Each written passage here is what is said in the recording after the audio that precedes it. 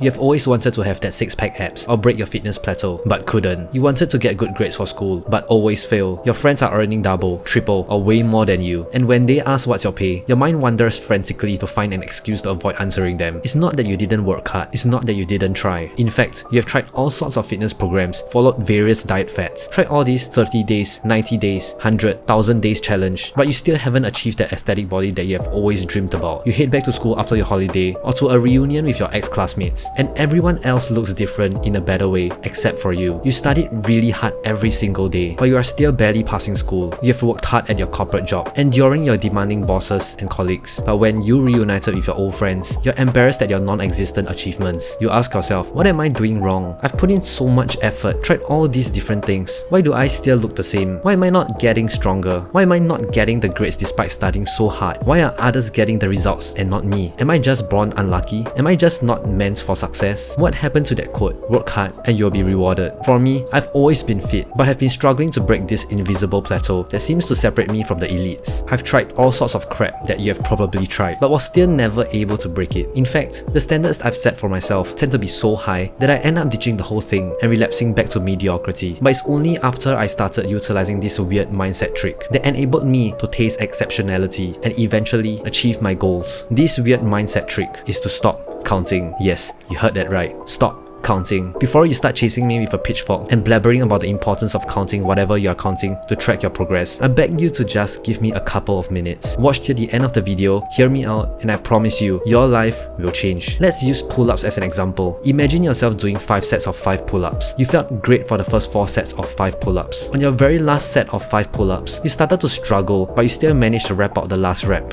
Now, imagine yourself not counting your reps at all. I'm not talking about counting your max rep. You don't count at all. Even if you beat your PR, you would have no idea. Instead of focusing on reaching a certain rep, focus with every mic that you have on your form and the pain that your muscles are experiencing. Focus on that. The very moment you break your form, that's the end of the set. If you really have to count for some reason, the only phrase that you should be counting in your head is one more. If you thought you're done, tell yourself one more and give it your all. What you'll end up doing is achieving more total reps and the necessary stress that your muscles requires in order to grow. This weird mindset trick helps you to break the supposed mental limit. Furthermore, it prevents your ego from compromising your form since you are no longer counting your reps. For example, if your max pull-up is, let's say, 10, if you want to try and beat your PR, you focus so much on that number to the point that your form becomes subpar and you subconsciously end up holding yourself back. Try this exercise. Film yourself beating your max pull-ups, push-ups, or whatever exercise you're doing. As you slowly start to approach your max rep, you will have a sensing on whether you can achieve that goal or not. If you felt like you can't reach it, but you know you have to try and beat it, you'll subconsciously break your form just so you have enough energy to beat your PR. This will hold you back significantly on reaching your true potential and strength. More often times, we associate working harder with the amount of time we put in. You thought putting in 2 hours every day to exercise will give you the results that you want, but if you look yourself in the gym, you're probably breaking out in a sweat because of the faulty aircon and not because of the effort that you're actually putting in to each set. I'm not saying that counting is not important, but this weird mindset is a very good method to help you experience what it's like to truly reach your limit. We often thought we are doing it to the best of our ability, but in reality, it's not. I've seen many people doing 5 sets of 10 push-ups and they thought it was an amazing workout. It could be for some people until you found out that they've been doing that for the past year or 2. Of course, for a proper fitness program, you'll have to structure it well within an appropriate number of reps per set to achieve strength or hypertrophy gains. But this mindset can help to complement your program to achieve gains that you have never thought you could attain. If you are already plateauing in your progress, what's the harm in trying? However, I promise you, you will see progress and your body will ache so badly if you do your workouts this way for at least once per week. But this mindset trick doesn't just flourish in the fitness realm, but especially so in other aspects of our lives, such as your studies or overall discipline to follow through with habits to achieve your business goals. Similar to fitness, stop counting. 90 days to your exam, 30 days monk mode challenge, stop